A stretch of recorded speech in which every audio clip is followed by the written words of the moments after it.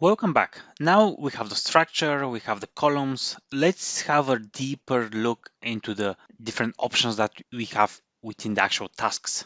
So in order to do that, I'm gonna click on one of the tasks. So for example, requirements gathering. I will just click on it. And this is gonna open the menu of the task for me.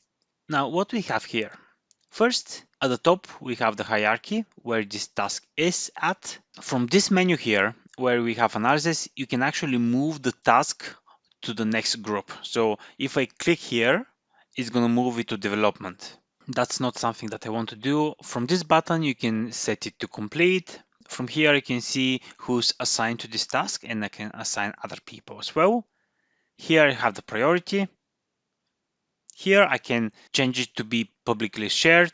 In order to manage the permissions on the tasks, I can go to task sharing here, and I can see that at the moment, this task is shared with 4 people from the project plan. I can make it private from here.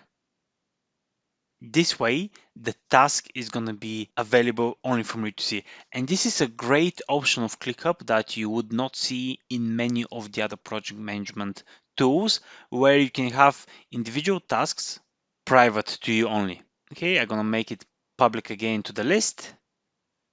And you can see even more options on the permissions here to see who has permissions. And I can actually further change who can do what within this task, which is such a great flexibility of the ClickUp tool. And again, you would not find it in some other project management tools out there that are really popular as well. Okay, so this is on the sharing. Then you have a lot of task settings here. So I can convert this to be a subtask. I can convert to a list. I can create dependencies. So let me create one dependency here. So I'll say that this task is waiting on, and then you can just simply select, and this is actually pending on the get approval on the business case. And this is going to be the dependency, and you'll see the dependency here waiting on get approval on the business case.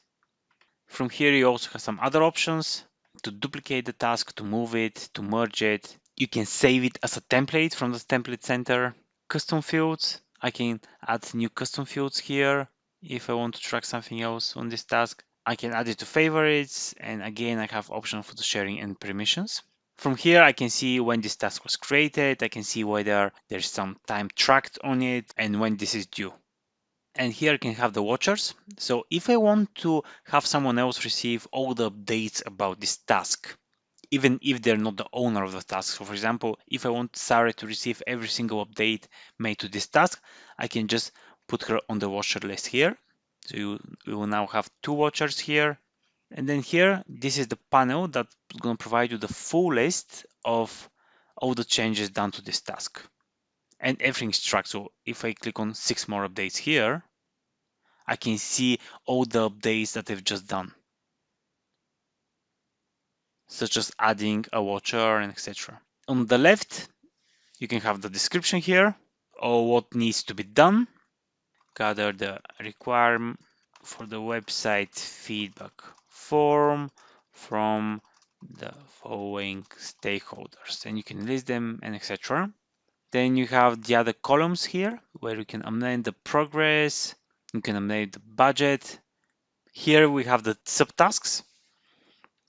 For example, I cannot meet with Stephanie on the requirements, and because this is going to be a subtask, I can add custom fields here. I can set a start date, a due date, I can set a priority, and I can assign it to someone else actually.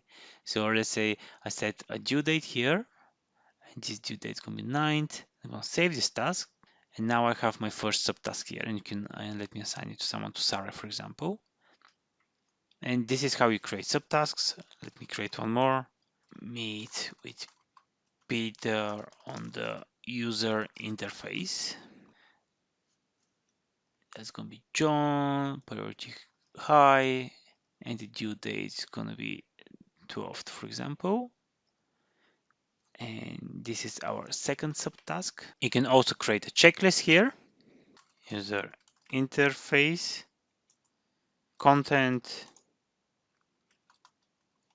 technical, proofreading or something like this. So you can create a checklist and you can actually attach files here. And then once you close it, let's close it. Here's how the task gonna look. So we see that there are two subtasks here. We can see that there's a checklist here that needs to be completed. And if I expand this, I can see the two subtasks and I can still see the checklist here. And it doesn't matter where you click exactly here on the task, it's going to open the task menu.